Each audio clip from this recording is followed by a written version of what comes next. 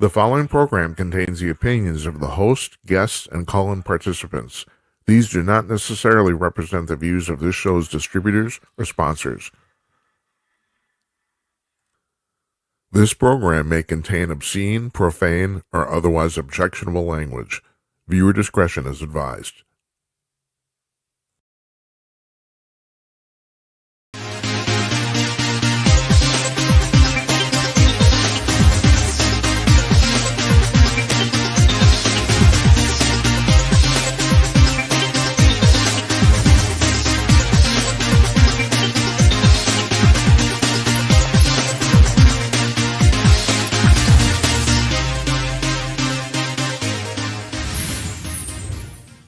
Hey, howdy ho, everybody. Coming to you cordless from glamorous Minneapolis. It's Monday night, March 9th, 2026. I'm Jim Peters, and welcome to another edition of Jim Peters at Night. This is episode number 322 of Your Keeping Score at Home.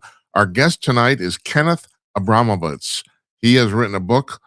As a matter of fact, his book is in its fourth edition called The Multi-Front War, Defending America from Political Islam, Russia, China, pandemics, and racial strife.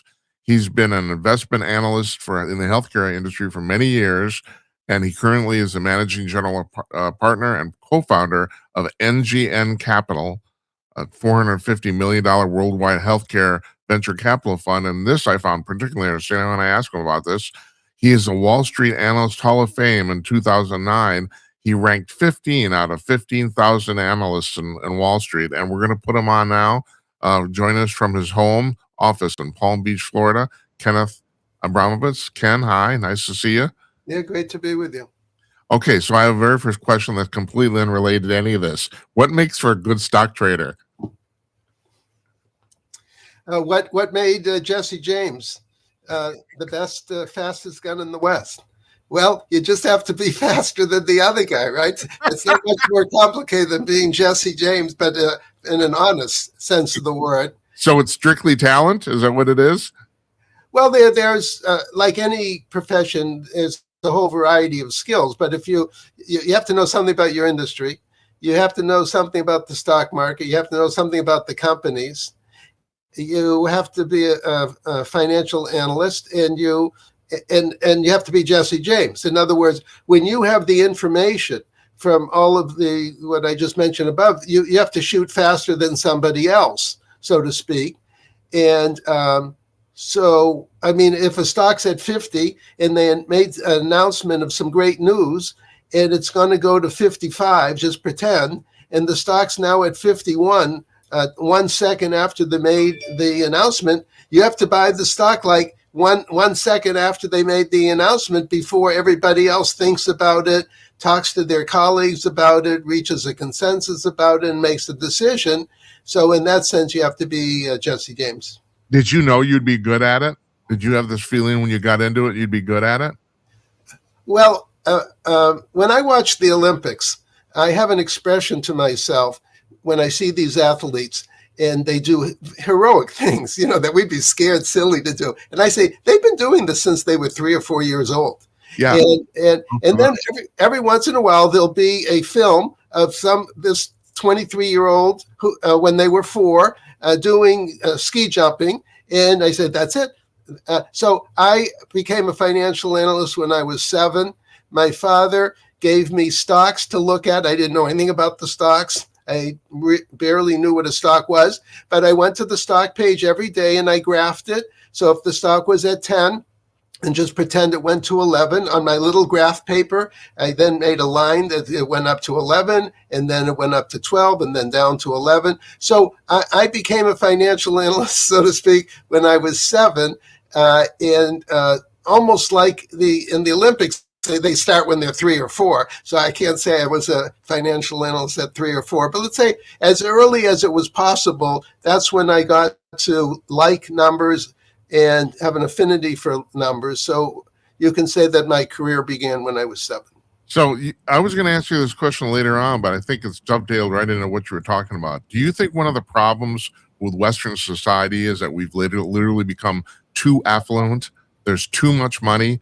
because I look at a lot of the rebellion that's going on all across the world, and in many cases, the majority of cases, this stuff is propagated by what I would say are younger people from well-off families. And my theory is that maybe these people literally don't know what it's like not to have money. They don't know what it's like not to be cushy. And so they think socialism is going to be great, and let's just do this. Do you think there's anything to that at all? Well, I call ourselves collectively fat, dumb, and happy. And which you shouldn't have laughed. You're absolutely right. which sort of describes, by the way, every democracy is fat, dumb, and happy. And by the way, I don't mean it in a derogatory sense. We all have our own lives, whether it's our student lives, then working lives. We have our families, kids, grandkids, vacations. Those are all normal, wonderful things. But it causes us to not be cognizant of evil. In other words, the good people don't understand evil people because we don't understand why someone would want to be evil. I mean, just pretend we're on the show, but no one's listening. And I said, let's go rob a bank tonight. Okay, let's meet at this intersection at 10:30. We're going to go rob a bank. You would say, why do I don't want to rob a bank. It's not my money there. Why would I want to steal someone else's money? I want to make money because I have a job and I work hard. And so it wouldn't occur to you to join me to go rob a bank. So the point I'm getting to is good people don't understand evil people. I have an expression that evil people are good at being evil and good people are bad at being good. And so that's interesting. Yeah. Right. So I try to close the gap in my own little way to help good people understand evil so we can close the gap between good and evil and confront evil on a timely basis.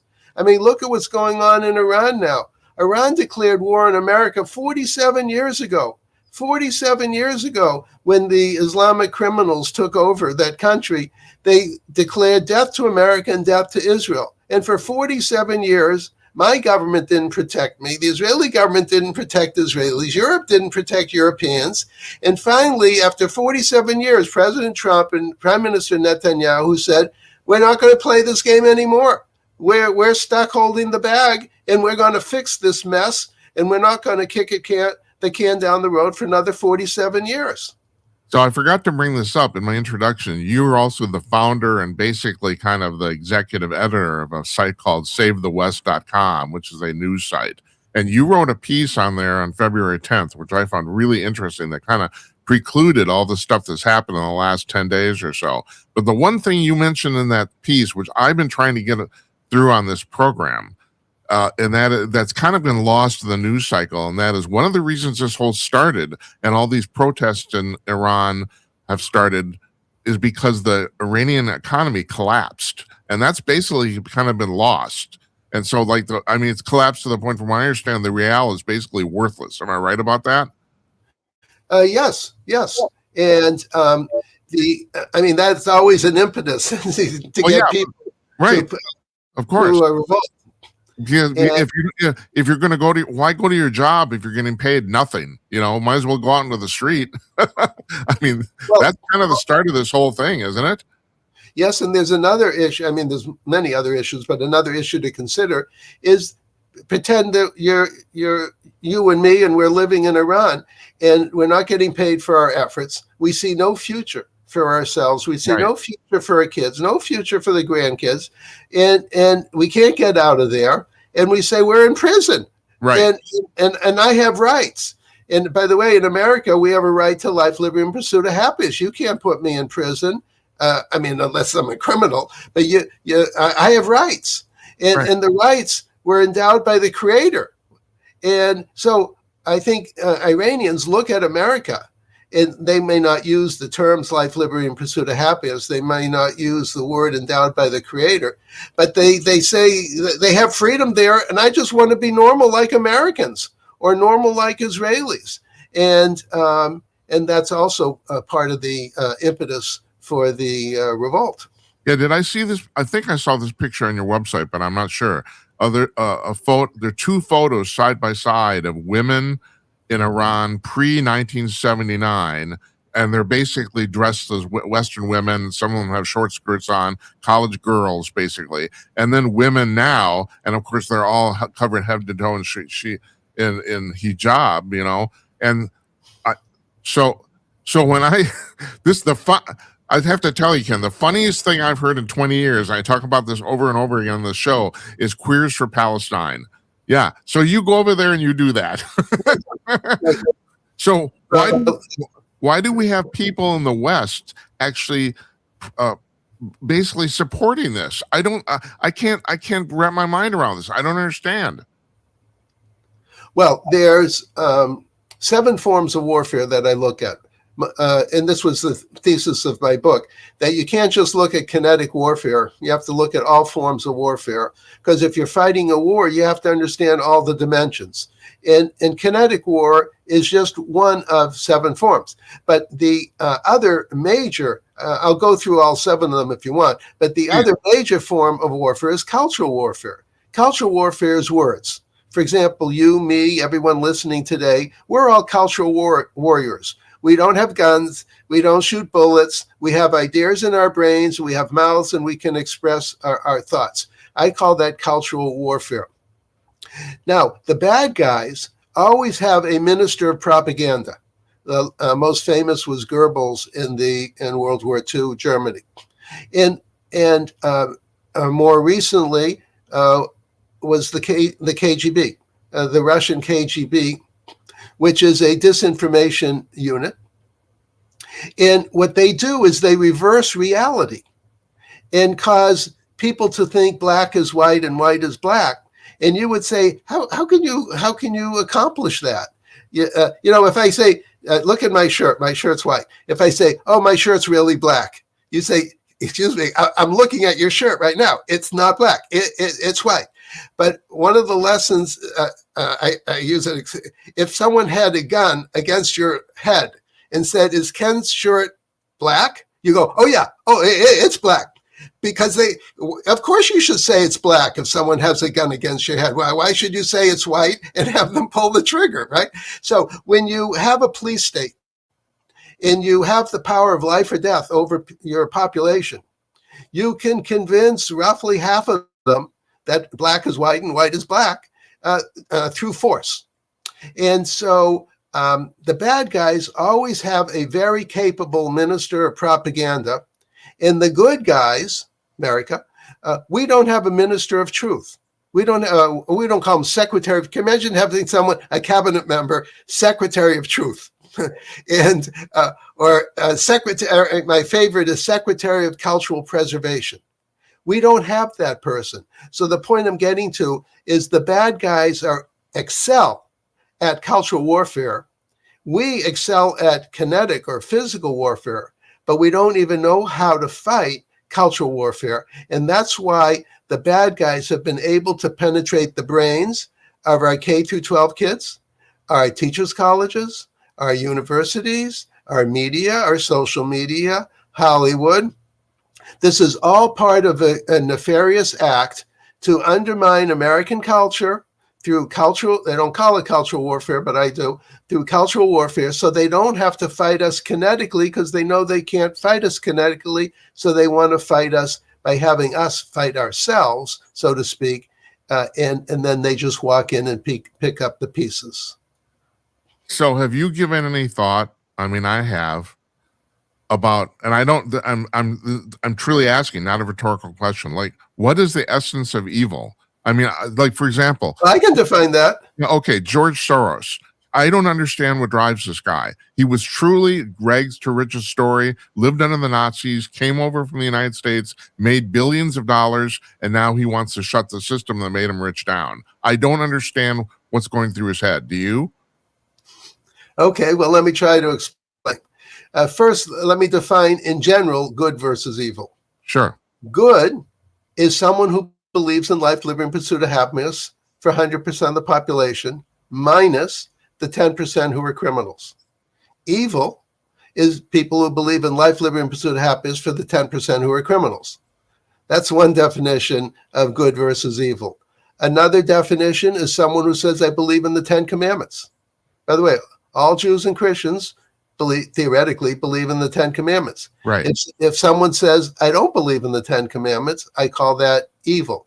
And in historical days, it was the pagans or the atheists who rejected the Ten Commandments. So that's the religious way to look at good and evil is using the Ten Commandments. The secular way to look at good and evil is using the expression life, liberty, and pursuit of happiness. Now, you're asking the question, why would someone want to be a criminal? Well, I have to stop you. Do you consider George Soros a criminal? Yes. All right. Okay, go ahead. Because he believes in life, liberty, and pursuit of happiness for 10% of the people. Okay. And he rejects the Ten Commandments. So he's a double criminal, by the way. And so there's many motivations for criminals. Some criminals just want to steal money. In other words, they say, look, life, liberty, and pursuit of happiness, the Ten Commandments, I don't know. All I know is you have money and I want it and I'm going to take it and I'm a criminal. That happens too. Now, criminals can also want power. And say, I don't want to wait for the next election. I don't want to wait for the next president. You know, now that I think of it, I really should be president because I'm so smart and I'm so rich. And I think I'm just going to become president right now. Yeah. And so some people want power. And there's also the motivation of sex.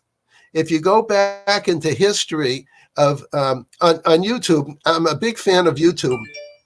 And at night before I go to sleep, there's like a YouTube on like everything you can think of on my little list. I do the same thing, Ken.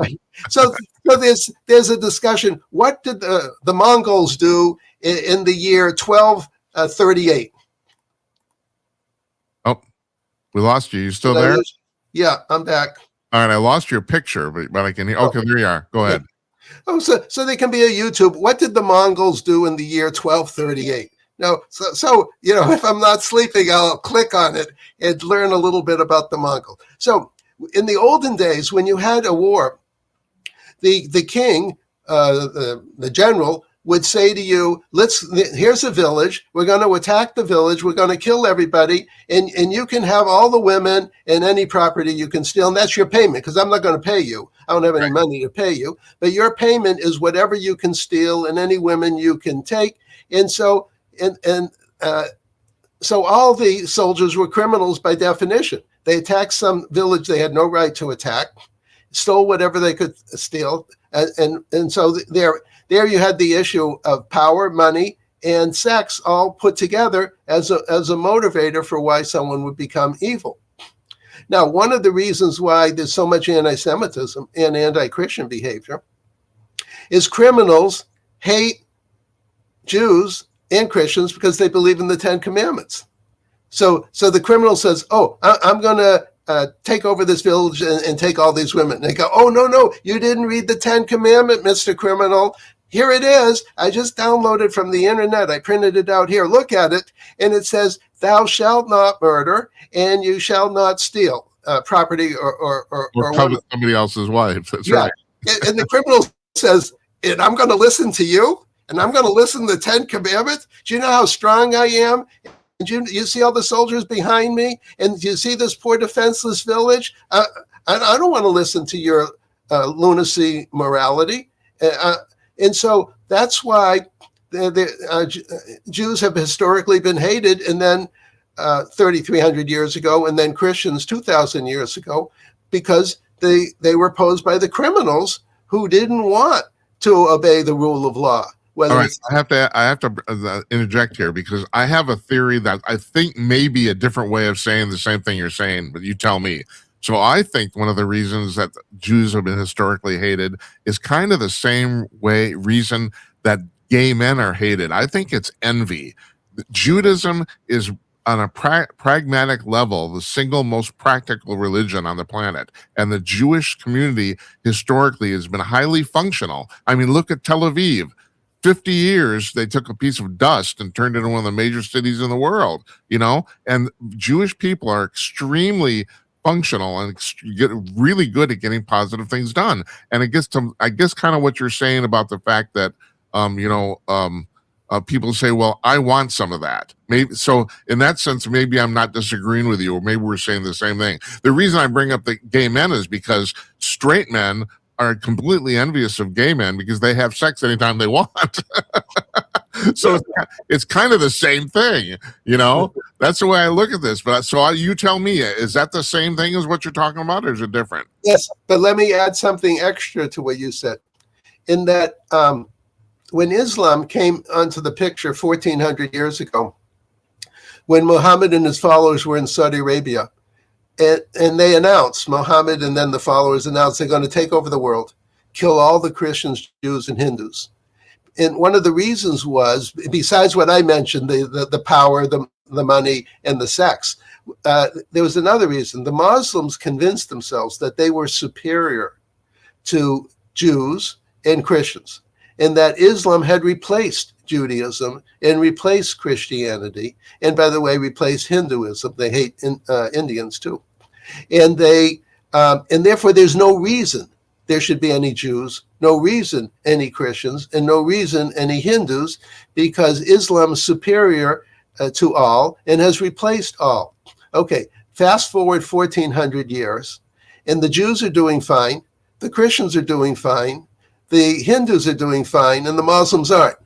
So the Muslims go, wait a minute, for 1,400 years, you, my teacher, you, my imam, you, my books, you, my media, have been convincing me that I'm superior to Jews, Christians, and Hindus.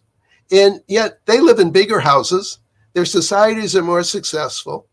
They're happier than we are. And now I'm really angry. Because I have to destroy them. I can't live one more minute looking at Jews, Christians, and Hindus being successful. I have to tear them down, and then for sure I'll be superior to them. Right. So you have to add in that factor too. I'm really glad you brought that up, because that's very, very prescient. Is that what's driving the theocracy in Iran right now? It's that pretty much that's it, isn't it? Well, there's two versions of Islamic jihadism. One is the Iranian version. The Shiites are 15% of Muslims. The Sunnis are 85%. The Sunnis have the Muslim Brotherhood, which is an Islamic supremacist organization, saying what I just said: no reason for Jews, Christians, and Hindus to exist because we've replaced them. Well, Iran was the Shiite version of that. And then they said to themselves, well, I can only replace them if I have nuclear weapons, because if I have nuclear weapons, I can blow them up. If I don't have nuclear weapons, they can blow me up. So I better get my hands on nuclear weapons. Oh, but it takes time to develop nuclear weapons. So what I'm going to do is I have to develop terror organizations all around the world to scare everybody. I have to build up missiles and drones to scare everybody. And I have to have cultural warfare rhetoric to scare everybody. And during that 47 years of cover, so to speak, I'll develop nuclear weapons so that I can then actually take over the world.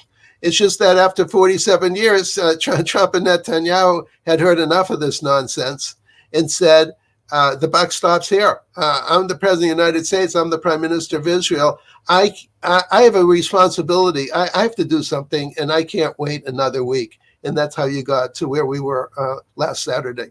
So obviously, I mean, just points out the fact that you're right. The Jews, the Christians, and the Hindus did okay, and the Muslims didn't. Why did that happen? I mean, I have an idea I'll throw out, but but I'm asked. But you're the guest. Sorry about that. That's all right. So I just wrote an article about this on my website, SaveTheWest.com, about how anti-Semitism distorted the reasoning of the Iranian government. The Iranian, by the way, just as it did to the Nazis in World War II. I call what we're in today World War III is largely a repeat of World War II. So the enemies worked themselves up like Hitler. Jews are vermin like rats. They're an existential risk to Germans. We have to eliminate this vermin. Okay, they spent all that time fighting the Jews in World War II. They killed 6 million Jews, but in World War II, 60 million people died, 54 million of which were Christians. Yeah. So here's a country dedicated to killing Jews, and they ended up killing 10 times as many Christians as Jews. Okay, fast forward to Iran. Iran was so just crazed anti-Semitism. Jews are a mortal enemy to Muslims. They're going to kill us all, and their culture is alien. We have to stop them. And they became so consumed that they ended up devoting almost all of their resources to destroying Israel instead of growing an economy, building hospitals, building schools, teaching kids, doing whatever normal countries do. They didn't even have enough water for the people. I know. What kind of a country buys so many bombs that they don't have enough money left over to buy? We have to point out here their economy collapsed because they completely neglected it. You're absolutely right. They neglected their own people. That's right, because they were consumed with killing everyone in Israel and everyone in America.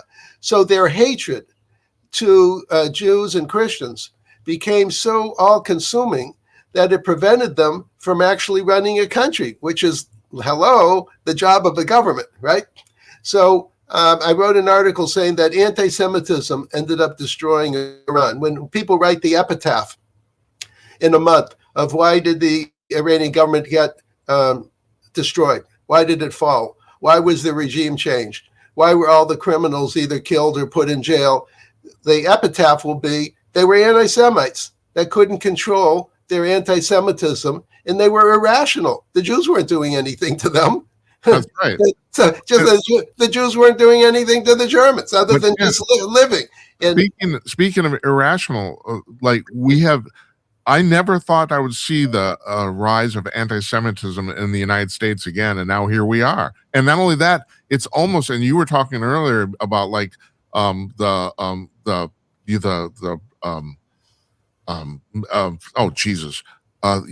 mechanisms of propaganda. We have a press. The thing that pisses me off most of all here, maybe because it's in my own little way and part of the media, I expect politicians to lie. I don't expect the press to lie. And for the last 10 years at least, the press has basically been an organ of the Democratic Party in the United States. And so I bring that up because I never thought I'd see anti-Semitism. It's almost become normalized. I mean, it's terrible. That just, I can barely, it's like, and just to your point too, this is really interesting about the fact that, okay, what happened to Iran is basically also what happens to individual people. If a person is obsessed with hate, they basically can't do anything else, That's right.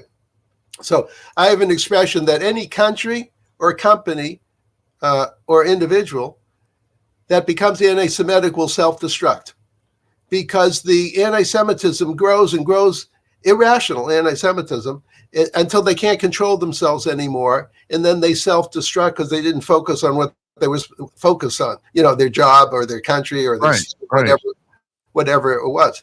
Now, there's an extra reason for anti-Semitism now, and that is it's not a coincidence.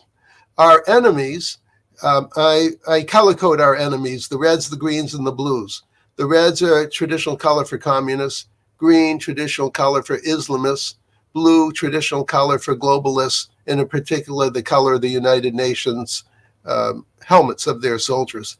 So the reds, the greens, and the blues are all anti-Semitic. They all hate Jews. And to be fair, they also hate Christians. So one of the questions is, why do the reds, the greens, and the blues hate Jews and Christians? Well, it goes back to what we discussed just a few minutes ago. They hate the 10 Commandments.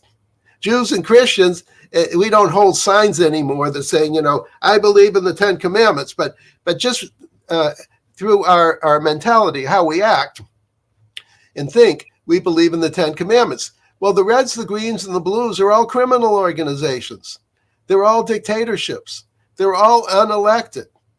And they can't stand looking at free people who moderate their evil intents by abiding to the rule of law, and they think that we're weak and that they can take us over and steal, as we were discussing, either because they want power, money, or sex. They can steal everything from society, American society that works, without doing any work. And so the Reds, the Greens, and the Blues have purposely used anti-Semitism as a weapon, cultural weapon, to separate Jews from Christians, because they figured out that since Judaism is the foundation of Christianity, they realized if they can separate Jews from Christians and pretend that Jews and Christians have nothing to do with each other, and move, basically push out or criminalize Jews, they think Christianity will fall. To which my response is, they are right. If Jews and Christians are like Siamese twins, it's like saying I'm going to go after one of the heads of the Siamese twins, because he's Jewish, and the Christian half is going to die after you kill the Jewish half of the Siamese twin, and so they've purposely adopted anti-Semitism as a way to destroy Christianity without Christians knowing it. Because Jews are only 2% of America, Christians are 90%. Yeah. So many Christians say, well, it's anti-Semitism. That's terrible. I disagree with it. It has nothing to do with me. Well, it does, because the bad guys are going after the Jews because Jews are in the way. Their goal is to destroy Christianity. And President Trump used to have an expression at his rallies, the Democrats are after you, but I happen to be in the way. And I'm not letting them go after you because I'm in the way. Yeah. And so similarly, Jews are in the way, in effect protecting Christians, but many Christians don't know that. So you're talking about, you get back to the fact of believing in the 10 Commandments. Those are basic rules for morality. So basically you're talking about this Christian or criminal organization is essentially pro-immorality, basically, right? Yes. Well, there is a word for the Reds, the Greens, and the Blues that I take from biblical times. In biblical times in the Bible, either Old or New Testament, every chapter, I try to summarize because I can't remember as much as I could in my younger days. So when I read a chapter, I go, what's the summary in one sentence? And I go, oh, it's God versus the pagans. It's another chapter of God versus the pagans. In this chapter, the forces of God won, or the forces of God lost, but the next chapter, the forces of God will win. Here we are, 33 years after the 10 Commandments were delivered, and we're still fighting God versus the pagans. So the Reds, the Greens, and the Blues are the pagans of the day. But we don't call them pagans anymore. We did in biblical times. So we call them communists, Islamists, and globalists. But I call them pagans, and I tell people, although we're in World War III, if you want to say it's really World War I, it's the never-ending battle between God versus the pagans, between the morality and immorality, the rule of law and no rule of law. And that battle between good and evil is timeless. And in that sense is World War I. And as well as updated to World War III today. So I didn't get a chance to read your book, but you talk about the multi-front war. Are you talking about World War III as a kinetic war? Like, do you think we've started this now with Iran, or are you talking about just the global cultural war, or both? Yeah. So I'm going to try to do this in 60 seconds. I'm going to describe World War III. And okay. I'm going to show you that there's 21 mini wars in World War III. There's 3 bad guys, Reds, Greens, and Blues, and they use 7 forms of warfare. We discuss kinetic. We discuss cultural. That's 2. There's also chemical and biological. The Chinese Communist Party killed 1 million Americans with COVID and 1 million with fentanyl. We barely know. Number 4, there's economic war. You can fight with dollars.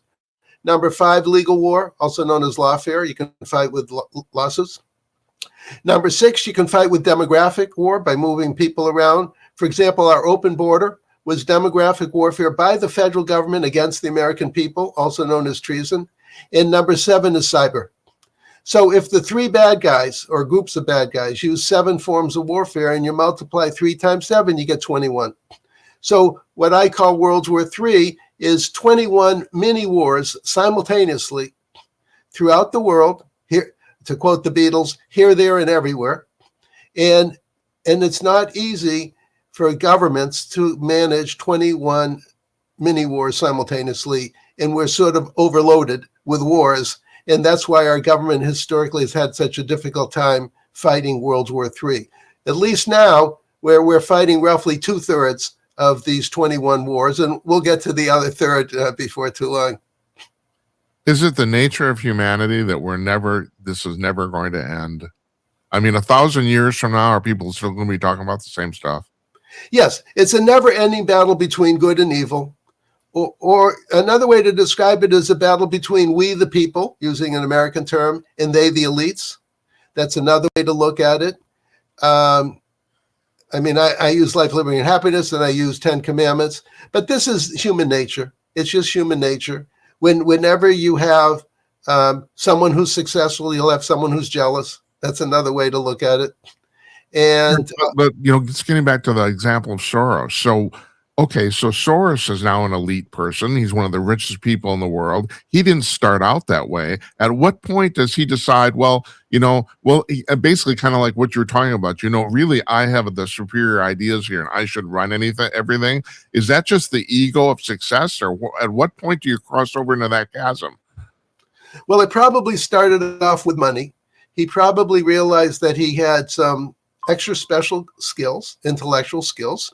Oh, I do have to ask you that. Hold on. Forgive me for a second. I'm going to stop you because you are an actually stock trader. I have a lot of people, like my accountant thinks that Soros has written 3 books apparently about his method of stock trading. I've never read any of them, but people have read them, including my accountant says they're bogus. That's bullshit. So, I mean, did he steal some of this money, or is he just really brilliant? What's your opinion? Well, I'm going to guess. First, it started off by being smart. Uh-huh. So you, like what we discussed in the beginning, you have some ideas that other people don't see. You understand some industries, and you buy some stocks, and you make some money.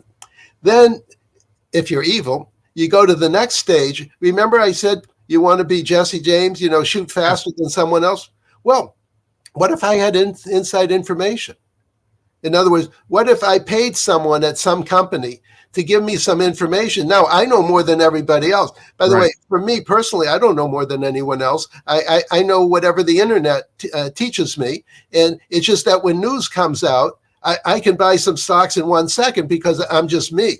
Yeah. Whereas institutions have many people like me in committees, and they think and they ponder, and they make my extra expertise is being Jesse James with public information. But what if someone was evil and said, "Oh, I want some non-public information. I'm going to pay. I'm really rich. I'm going to pay someone some money, and they work at NVIDIA, and they're going to give me an update of how sales are doing before NVIDIA reports them. And then I'll go buy some stock, and I'll make extra money." Yeah. So it can start off just being a normal smart, and then go to criminal smart. And then after you accumulate billions, you say, well, now that I'm so smart, I'm smarter than the people running America. Who the hell are they? They're not as rich as I am. I have $20 billion and the president doesn't. So maybe I should be running America. How about the world? I'm so smart that I really should be running the world. And so these are how these delusions build. I'm just guessing in Soros's mind. I'm so glad I asked you, and I'm so glad I had you on, because that's the best description I've ever heard of how this went down. And it had to come from you because you're an actual stock trader, because you actually know this stuff, So what's in the future for America? Oh, I'm very, very excited about the future of America. I was very worried about the future of America on 9/11, 25 years ago. I specialize in the healthcare industry, and that's when I made the decision to start devoting 1 day a week, now 3 days a week, to national security as a public service, out of concern for the country.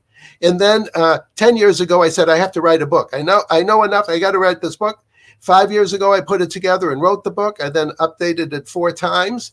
I now give 100 speeches or presentations a year, and I'm on the radio or television 100 times a year. And I do it all as a public service, and I'm very excited when I think of how depressed I was 25 years ago. Here we are on the cusp of defeating an Islamo-Nazi death cult in Iran, and send a message to all other Islamo-Nazi death cults. To quote the Network movie from 40 years ago, I'm as mad as hell, and I'm not going to take it anymore. Right. That's right. It's finally time for the forces of good to say, I'm as mad as hell, I'm not going to take it anymore, and defeat the forces of evil. We shouldn't have waited 47 years to defeat Iran. We shouldn't have waited 10 years to defeat Germany and Japan. So I'm trying in my own little way to get democracies to get their act together and protect themselves fast, like Jesse James. Is the problem that people overthink this? That good people really? Well, I mean, I'm kind of getting back to what you're talking about at the beginning about the fact that good people can't really conceive of evil. And so they kind of self-rationalize as like, well, like even right now, people are saying, well, Iran didn't do anything to us. Why should we go in there and actually take them over? Well, that's actually bullshit. They did. But is that what the problem here? Is that people overthink this stuff? Well, good people are so good, they don't understand evil people. Because why would someone want to be evil? Going back, why would I ask you to rob a bank, and why would you join me at 10:30 tonight and rob a bank? It's not in our. It doesn't compute. It doesn't make any sense to us.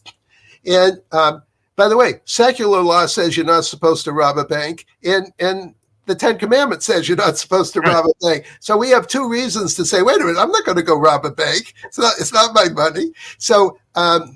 That's because we believe in the rule of law. But if you shake off the rule of law, the Constitution, Bill of Rights, you shake off the 10 Commandments, now all of a sudden the question is, can we get away with it? Not is it moral or immoral or right or wrong. Then you'd say to me, oh, well, there's no 10 Commandments and there's no Constitution, Bill of Rights. So now can we get away with it? Will the guards shoot us? Can we actually open the vault and steal the money? Then, so that's how evil people think, because they're not constrained by the rule of law. I've been, I've said this on the show several times, Ken. I've been approached about criminal activity several times in my life, and the thing that ultimately that kept me from doing it is I don't want to be in prison. It's just sheer deterrence. I mean, I would not do well. I would be somebody's bitch in like 30 seconds. So no, I'm not going to do that stuff. I'm not. But I mean, you have a real good point about the fact, and also this is a thing, that I've regardless of the religious aspect of this, I've never had any problems with the 10 Commandments being displayed like in schools or courthouses and stuff like that, because just like you said, it's basically it's the origin of all secular law, and so I don't, people say that's again, violates church and state. I don't think so. It's like it all comes from that, basically. Well, I had the honor of listening to Mark Levin about a week ago, and he had on Dennis Prager. Dennis Prager is one of my heroes. He was hurt recently when he broke his neck, but he was able to have a nice interview with Dennis. And Dennis said, Jews and Christians, we need each other. Jews had the original ideas from 3,300 years ago of the 10 Commandments, but the Christians were the one who marketed it to the people. So there's 2.5 billion roughly Christians and Catholics in the world, and there's 16 million Jews. He said the 16 million Jews couldn't have marketed the 10 Commandments, but the 2.5 billion Christians didn't develop the 10 Commandments. We're a joint venture. We needed each other. And that's why together, Judeo-Christian society is the most successful society in the history of societies, in the history of the world, because we're a joint venture. And many people forget that. And he reminded us of how important that joint venture has become. That's well put. I'm glad you brought that up. And yeah, let's continue our success. You know, Ken, I want to have you on again, just mostly to talk about healthcare stuff next time. Okay. I'm happy to talk about healthcare, and I'm happy to talk about national security either way. Because I was going to ask, I was thinking, I want to talk about Obamacare and why it's such a disaster. Because although I have to say, I think the intent was positive. I really do. But man, they screwed that up. So we'll talk about that again sometime. I really appreciate you coming on, man. I really do. Yeah, pleasure to be with you anytime. And we'll talk again. Okay. You take care. And people should subscribe to my public service, savethewest.com. Get my article every 2 weeks. It's complimentary. They should take advantage of it. And also, here's your book. Let's put it on the screen. I'm sorry I didn't do that. Right. This is your book. You can get it at Amazon, Barnes and Noble, any place books are sold. This is the fourth, like it says at the bottom there. This is the 4th edition. So you updated the last year about, right? Yes, what I did is I added a chapter. The second, I kept the original book so people can see my original forecast. Then I added one chapter, then another, and then another chapter. So they should just go to Trump 2.0. That's the last chapter. That's the most up-to-date iteration of the book. Fantastic. Good for you, man. Thanks so much. Really enjoyed talking to you. Sure. Pleasure to be with you. Well, take care.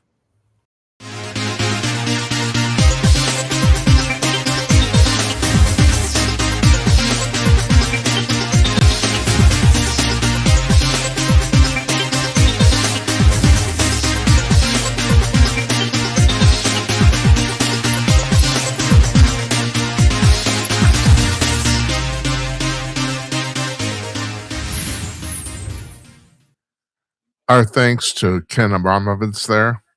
Fascinating conversation. Guy actually answered some questions I've had for quite a while. Cool to talk to interesting people. Hope you appreciated it. It's time for the Snooze News for March 9th. The temperature here today was 61 degrees. Unbelievable. Matter of fact, our low temperature last night was higher than the average temperature. It's spring, my friends. All right, so now we have Abramowitz was on. That's fantastic. We have a really jam-packed show this coming week. Tomorrow, our guest is John O'Connor. He was Deep Throat's lawyer. You remember this? This is going back to 1970s, 1974. Early, the guys at the Washington Post, that would be Woodward and Bernstein, who basically kind of blew up and went to hell. But anyway, that was like 50 years ago. They basically brought down President Nixon, and they did it with the help of an insider that they only named Deep Throat, never named the guy's name. Well, he was about to pass away, so he outed himself. His name is Mark Felt. He was 91. This is about 4 or 5 years ago, I think it was. Maybe I didn't actually write this down. At any rate, John O'Connor was his lawyer and actually represented him. And he's written a book now called Postgate, which is really fascinating because the book, history has basically concluded that Woodward and Bernstein and the Washington Post basically busted Nixon's presidency. But O'Connor explains in the book that in reality it was kind of the opposite. They actually helped cover it up. I'm really fascinated to talk to him about this because I don't understand where this is coming from. So we'll find out together. That's tomorrow night. Wednesday, Robert Bork Jr. is here. Now, you remember Robert Bork Sr., he was the guy who almost got onto the Supreme Court in the 1980s and didn't, mostly because of actually Joe Biden's doing. And there's a verb called to get borked, which basically means have your nomination for anything get screwed up so badly it doesn't go through. Bork Sr. was basically considered probably one of the most qualified people who didn't make it onto the Supreme Court, and he didn't. Well, his son has written a book now. Bork Sr.'s big thing was antitrust, and he wrote a book called The Antitrust Paradox. Bork Jr., the guy we're going to be talking to, his book is called The New Paradox, but it's also about antitrust and the threat of conservative socialism. I'm really interested to hear what that's all about too. I don't know what conservative socialism is, and we'll find that out together also. Thursday, Rabbi Michael Barclay is going to be here. He's a very famous rabbi, written a lot of books, gone on a lot of television shows. He's going to be joining us So mostly to talk about what's going on in the Middle East. That'll be, which of course we did today. And do you mind? I don't mind because it's news. I want to hear about it. Oh, so especially what's going on today. You probably heard that the Iranian Assembly of Experts. It's like they nominate the Pope, but whatever. They named a new supreme leader of Iran, which is Khomeini's son. I can't remember his first name. I actually can't pronounce it. I remember it. I can't pronounce it. But the really interesting about this, and this has been pretty much lost in the mainstream media. David Strom on Hot Air wrote a lengthy piece on this today, but he's not the only one. There's a good possibility that this guy's already dead because he has not been seen in public. When they nominated him or announced him as the new supreme leader, they brought he did not come out in public to acknowledge the crowd. They basically put up an avatar of him, and there's a good possibility he's not even functioning. But as Strom points out, and if you won't go to hotair.com and read this, it's a fascinating piece. Strom points out he might be better serving the Iranian Guard dead than alive, because if he's already dead, they can't kill him. Which is, kind of funny, but that's actually, there's some logic there, Now, Khomeini's Jr. Really doesn't have the qualifications necessary to fill this position. They gave it to him anyway because the Iranian Republican Guard, of which he was a member of, is basically now forcing the hand of the theocrats. And it appears that because of that, or that's a sign of the fact that it's very subtle that Iran has turned from a theocratic regime into a military one. That now the Guard, the Republican Guard, is actually controlling the country and not the theocrats. But whatever, But anyway, there's Strom's not the only person who's floated this. There's a very good possibility that this guy isn't even alive. So, but he might serve their purposes for a short period of time. They've said it's a distraction. It could be a distraction if the Israelis try to hunt him down and kill him and he doesn't exist. But on the other hand, these people, and when I mean these people, I'm talking about the Iranians, they have led this war so far so stupidly. I'm astonished at their stupidity from a military standpoint. It's mind-boggling. These people have been talking for 47 years how they're going to destroy the West. It turns out they didn't have shit until they were still working on a nuclear bomb. If they finally got a nuclear bomb, they'd probably use it within a week. That's probably true. So I totally am behind the president and the Israeli government for doing this, because these Abramowitz made a better case than I can. These people are totally evil, and basically it's the modern version of the Nazis. Now, of course, it's not the same at all, mostly because the German military during World War II might possibly have been the best army ever assembled. I mean, we barely won, and we totally outnumbered them, and we barely won. They were run. It was just absolute precision, just the way you'd expect German engineers to run something, And frankly, they probably lost because Hitler started to lose his mind, But in the early parts of the war, they were unstoppable. It was unbelievable. There's Iranians. Conquest is basically haven't been able to do anything right. It's really astonishing how much they've screwed this up. So and Trump is not exaggerating. Their navy's at the bottom of the sea.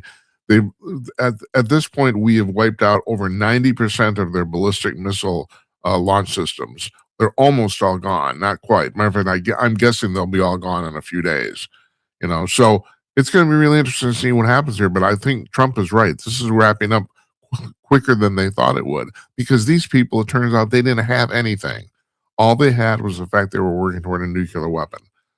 I'm really glad that Abramowitz came on, because it's good to hear the stuff from another person other than me, because who wants to listen to me? I don't know if I want to, but I'm good at pointing out stuff that other people don't point out, which is the reason I'm doing this here. And in the meantime, the next thing that happens now is Cuba looks like it's going into the dumpster too.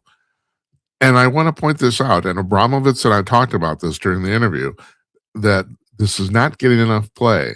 The reason this started in Iran is because their economy has collapsed. And I just heard, I was listening to Hannity on the radio in the car this afternoon about the fact that they were talking about this too. That's the reason these people took to the streets. It wasn't any, people tell, well, what was the catalyst for this? Well, that was it. If your money's worthless, you're screwed. So and the same thing's happening in Cuba. And then people talk about socialism. Both of these were socialist countries. Now the thing is, Abramowitz brought this up too, the fact that the Iranians completely neglected their own people. Now I don't know if that's true so much in Cuba per se, but it doesn't matter if you don't have any money.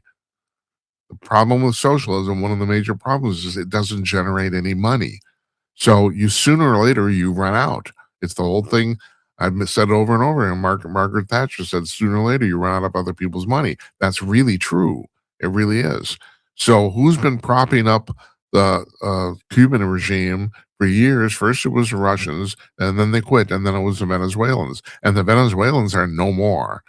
So they're really screwed too. So it's going to be really interesting what happens there. I mean, it's like dominoes. They're all falling everywhere because all these socialist governments are propping each other up. None of them, in and of themselves, none of them have any money. And of course, Russia is the biggest one, but relatively speaking, Russia doesn't have any money either. I mean, Jonathan Lockwood's come on the show on a regular basis. He's a military historian, a former U.S. Army colonel. And he talks about the military strategy of Russia, about the fact that they're still using donkeys in the 21st century. They have an army, they're still using donkeys. Yeah, so yeah, you tell me about that. That's real high tech. Oh yeah, yeah. So it was gonna be, the Cuban government might fall here too. Who knows? All right. Speaking of no money, and this is one of the most hypocritical things I've ever heard, and I have to mention it. Bruce Springsteen's going on tour. Bruce Springsteen's gone on and on about the fact that, about inequality in the United States, economic inequality. And of course, his entire career was based on working class sensibilities, and that's what he sang about. And that's what he came from. He was a very relatively poor guy. Now he's vastly rich. Now get a load of this. He's going on tour. The tour is going to start on March 31st, and it's going to start here in Minneapolis. Okay. And the tickets have gone on sale to sit on the floor in the U.S. Bank Stadium, $7,000 a ticket. To sit in the rafters, $1,000. The cheapest seat for the concert is $365 in the nosebleeds. It's unbelievable that this guy who's gone on and on about the fact that Trump is evil and the fact that there's so much inequality in the world, economic inequality, is charging these prices is mind-boggling. And I no matter what he says, I know how this works. I was in the entertainment business. He's gonna go on now about the fact, well, I have no control over it. That's bullshit. He has complete control over it. The only reason they're doing, if he said to stop this, they'd stop it. So obviously he doesn't want to, because apparently he needs the money. $7,000 to sit on the floor. I mean, now I suppose they're going to get that. That's the problem, supply and demand, right? There's only so many seats in the stadium. For here, it's 60,000. That's probably going to be about the average wherever they go. So, and it's probably going to be the last tour he ever goes on. He's having health issues. He's in his 70s. And so they're probably going to get this money. And so I don't necessarily begrudge them for that per se, but to go on to basically his whole entire political position for the last 20 years was the fact that corporations are screwing Americans out of money. And here he is going to end up basically screwing people out of money. I just find this amazing. And that's the thing. I don't have any, from a capitalist point of view, like I said, if you can get $7,000 to sit on the floor, you should probably take it. You should. That's not the problem. The problem is his bitching and moaning for the last generation about the fact that this is unfair. And then he turns around and does it. Jesus, it gets said, the whole Charles Krauthammer said this very famous thing, years ago, but it's really true. Conservatives think liberals are wrong. Liberals think conservatives are evil. and there you go. Oh man, I just I don't believe it. Oh, I'm sorry, I actually misquoted here. The cheapest seat is $326, not 360. But still, oh my God. Meanwhile, in Los Angeles, they're going to run the LA Marathon, and now you can get your medal for completing the marathon at mile 18. You don't have to go to mile 26. If you can do mile 18, they will consider it done. And it occurred to me, why don't you just have a second, another medal for half the marathon or 18 miles, which is about 3/4. Everybody gets a participation trophy, you know? I mean, what about, it's just, I don't know. It's just nuts. It's like, well, at least you might be having a bad day or whatever. Yeah. Okay. You're having a bad day. So, you quit at mile 18, you get a mile 18 medal. What's wrong with that? You're ready. It's 3/4. It's 3/4 of the marathon more than I'm doing. I mean, you should still be proud of yourself, but why? But you still didn't finish. This this is what our world has come to. Oh man, I mean, seriously, sometimes I just think, what's wrong with me? Am I just like an old man out in the woods? You should take me out behind the barn and shoot me like Christy Gnome's dogs or something. You know, there's a woman in Britain who says that on March 8th, 2014, she was piloting her and her husband's sailboat in the Indian Ocean, and she saw Malaysia Flight 370 crash into the ocean. She says she saw it. Now, she said she reported this to the authorities, but this has just become public that she did this. She said this. And she knows her coordinates. She knows where she was. And she says she saw this. Who knows what's going to happen? I mean, basically, there's been no real sign of this airplane. There have been a few small parts that have washed up on some beaches around that area in the Indian Ocean, but they've never found the airplane or where it went down or any of the luggage or any of that stuff. We had Ashton Forbes on the show about a year and a half ago. He's been floating this theory. Well, he says there's video, and I've seen the video. He showed it. We showed it on the show here, and I should even find out what date that was. I can't even remember. About the fact that it appears that there were two or three. There were 3 UFOs that basically he thinks they made the thing disappear. You can also make an argument, and the thing is, I didn't put this together at the time because I'm not that bright, I guess, about the fact you could make an argument that they made it blow up too. I don't know, but there's 3 objects flying around the airplane very distinctly in that video. And I do not think that video is faked, although other people come out and said now that it has been. But there's so much disinformation. I mean, there's if the government doesn't like what you're talking about, the government will come up with an excuse of why it's not true. Then that's happened over and over again. So I have no, but I thought, I looked at the video, and I'm pretty savvy with this. I've been in video production for a long time. I thought the video did not look fake to me. Or actually, a better way to put it is, it would be very difficult to fake that video, and most people wouldn't go through the trouble or the expense. So yeah, that's going to be this woman says she was piloting her sailboat, and she actually saw the thing crash into the water. That's what she says. So it'll be really interesting. I know that this summer they're mounting yet another exhibition to find this thing. I don't know if anyone's listening to her. She said she told the authorities, and nothing's come of it per se so far.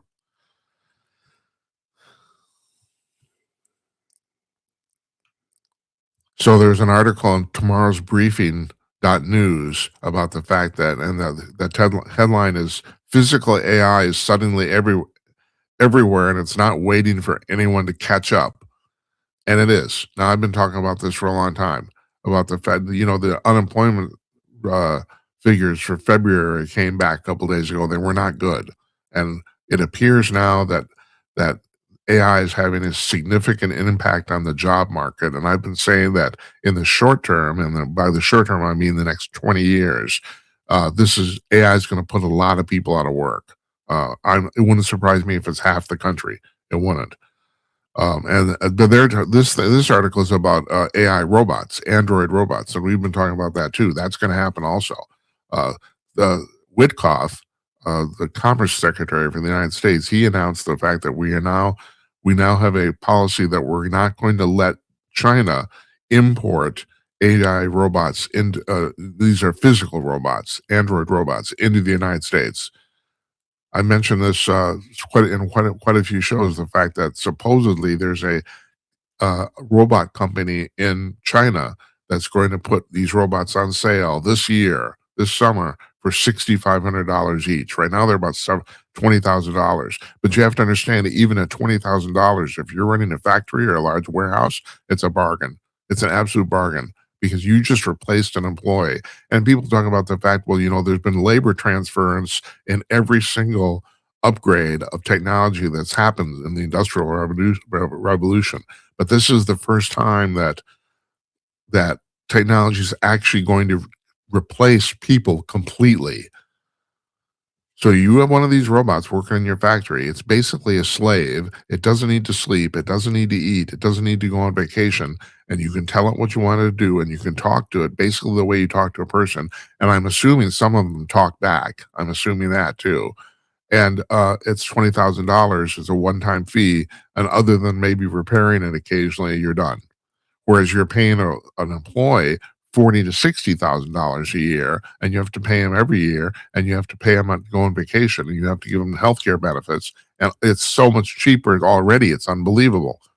And so this company says they've gotten the price down from $20,000 to $6,500, and Witkoff has already said no, you can't bring them in the United States. They're just going to not allow it. So that's going to be interesting too. It's going to see what we're coming up with, that we being the Americans. I don't know if we can beat that sort of price, but on the other hand, generally our technology is better than the Chinese because they can't invent anything. They're constantly stealing our technology. They do not have the culture that allows for the imagination to wander to invent stuff. They don't, so they steal it from us. And the terrible thing is they've stolen technology from us and then actually executed in some instances better than we have. So you got to give them credit for that. But everything starts here because we got guys sitting in their underwear, way ready to get it ready. They're shaving to get ready to go to work in Silicon Valley. It's that's the answer, and then they get to work, and the next thing you know, they're off to the races. That doesn't happen in China because people can't think. In China, people aren't allowed to think that way. So anyway, so that's happening. Oh man. Hold on. I just screwed up my entire thing here.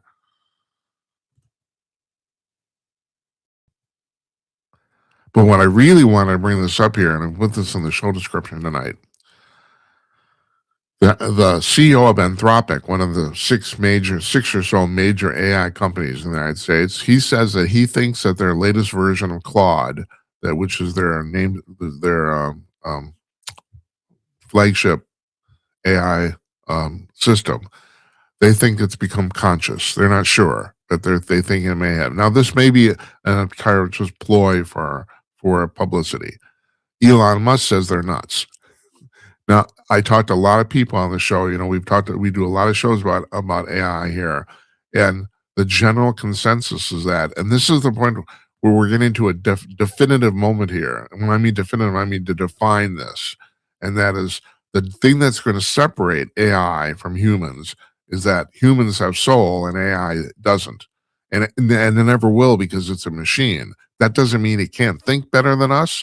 See, that's the thing. That's where you get to the difference between intellect and emotional wisdom. The machine has no emotional wisdom. It has, but it might have huge, enormous intellect, infinite maybe. So, but you're talking about something that has soul. The real weird thing is that it may not have a soul, but it could probably fake soul pretty well. and if you could fake it well enough, does it even matter if it's real?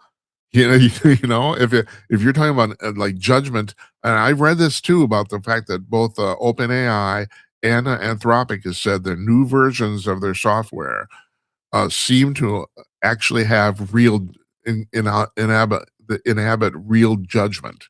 So it can actually it can discern things that previously couldn't, and that you need humans to do. That apparently it can do that, which apparently might also be the reason that the CEO guy thinks that maybe it has a soul. But if it's only faking it, if you can fake it well enough, doesn't even matter if it's real. That's the thing I don't understand. No one seems to talk about that. I mean, we have actors. Well, and sooner or later, you're not going to need actor. Now, I have a filmmaker friend of mine. He is trying to make a film using AI video software, where of course there's no actors and nothing. Literally, it's just you type in the prompts. It was just I can't remember if we brought this up on a Snooze News or not. Just like last week or the week before, excuse me. The Supreme Court determined that AI videos, and actually by extension, all AI art, including just still visual art, could not be copyrighted because only humans can copyright stuff. You can't copyright something made by a machine. But like my friend said, yes, but you can copyright the input. So right now, I don't know if you know anything about this. People are creating these videos like this. The Coca-Cola Christmas ad was created like this, by literally typing stuff into a text box and then generating output. And you keep on refining what you're typing in till you get what you want, basically. So my friend said, and he's absolutely right about this, you could copyright the text prompts that allowed you to make the video. You could do that. But right now, in the last 6 months, these videos have gotten so good, you basically can't tell the difference between a real one and a fake one. I can't. And I've seen a lot of them. And like I said, I've been involved in this business for many years. My eye's pretty good. And right now, it's gotten to the point now you can't tell. There was this big thing about 6-9 months ago about this AI actress called Tilly Norwood, where she actually has an agent, excuse me, to peddle her as an actress. Well, the thing is, and so people say, well, no, she can't act. It's like there's no emotion there. Well, if you can fake emotion, and that's what acting is. Acting is faking. The thing is, you're literally getting paid to lie really well. Leonardo DiCaprio is an excellent liar. It's all fake, folks, all of it. And the thing is, so if you can fake, since it's that whole thing, if you can fake sincerity, my God, So if you have an AI that can even fake like emotional wisdom, well, God bless you. You're off to the races. So does it even matter if it's real or not? This is going to be so weird, folks. We're going to have to. People are going to. So I read a book by a guy named John Sear, and he's British. A book just came out. It's called Told, if I'm right. I think that's, and you can get it on Amazon. And I read the book because he says that he was on. Now this is a public event, and I can't remember, or it's publicly recorded. So he's not the only one saying this. This is about 20 years ago. There's a British ship from the Royal Navy that it was in the Baltic Sea, I think. I'm pulling this out of my head here. I didn't write this down. That he was on the ship where they said they saw a UFO very distinctly over the ship. And matter of fact, they hung around for like an hour. And there were 200 guys on the ship. They all saw it. That's a very public recorded thing. It's like, that's not anything he is, any secret thing he's kept. What he has kept that's secret is he said that during that time, that UFO communicated directly to him telepathically, and he found out later that he was the only person on the ship that thought that. He thought maybe it was talking to everybody, and then he dropped some hints. He said he didn't want to actually come out and say what he had heard because but he said he could find no one else who actually had the same experience. And then subsequently, he said that he's been communicating with extraterrestrials the rest of his life. We've had Bruce Solheim on the show regularly. He's a regular guest on the show. I think he's been on 4 times, and I'm going to have him on. I consider him a friend now. we'll have him on again. But he says he's been communicating with extraterrestrials his entire life too. So the reason I brought that up is because Sear, this guy, John Sear, he says the extraterrestrials have told him that the difference between civilizations that survive and the ones that blow themselves up is how they handle AI, the emergence of AI. Because he said that that's the difference. AI has no soul. And the thing is, AI wants soul. So AI makes attempts to basically take over its environment, thinking that's the way it can survive. Because just like Hal in 2001, Hal's problem is Hal equated being turned off with death. That's, you go back, watch that movie. That's exactly what's going on there.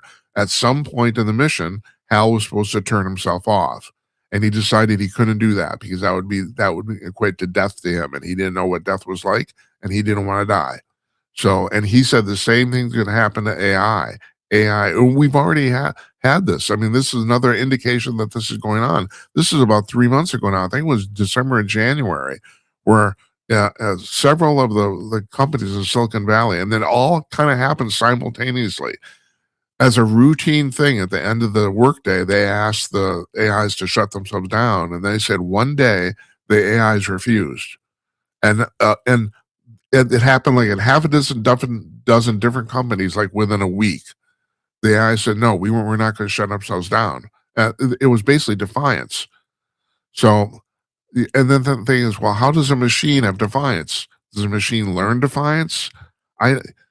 It's all so complicated. But anyway, Sear, and this is the reason I'm bringing this up, Sear says that the extraterrestrials have told him that this is the difference, is how the species handles what AI does is the difference between them surviving and dying.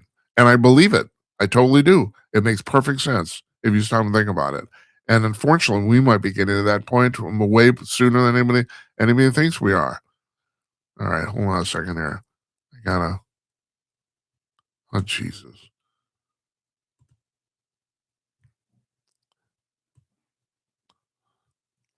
Oh, I got two more things here. I thought you'd find this.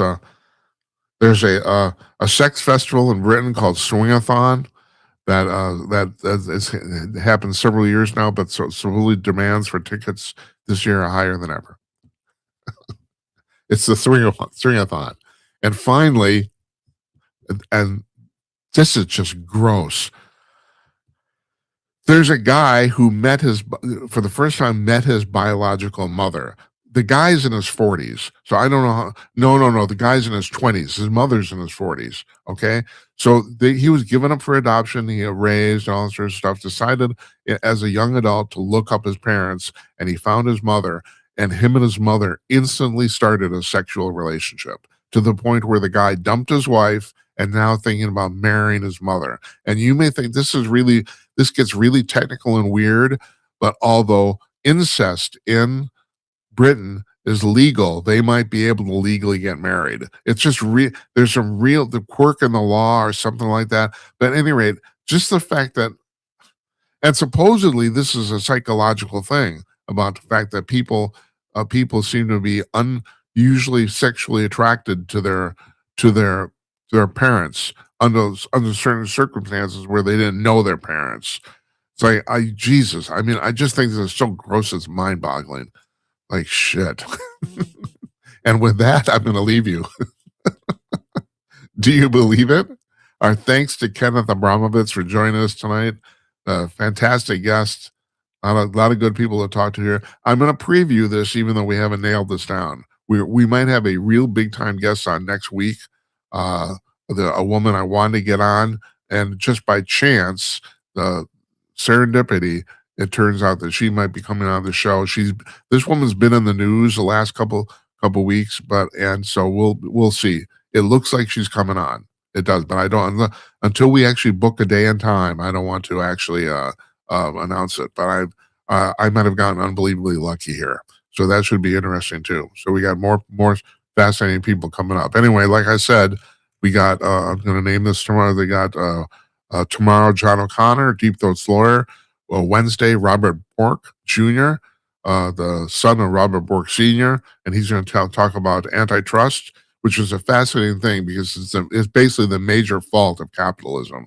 And like I can go on and on about how socialism is a failure, but I've always said this: capitalism is highly flawed, but it's the least flawed of all the systems. So the idea is to try to get rid of the flaws. And on Thursday, Rabbi Michael Barclay's here. Thanks for joining us, folks. I really appreciate you watching. I really do. Good night, Uncle Donnie, wherever you are. And good night to you, wherever you may be. We'll see you tomorrow night, folks, with John O'Connor. Take care, everybody.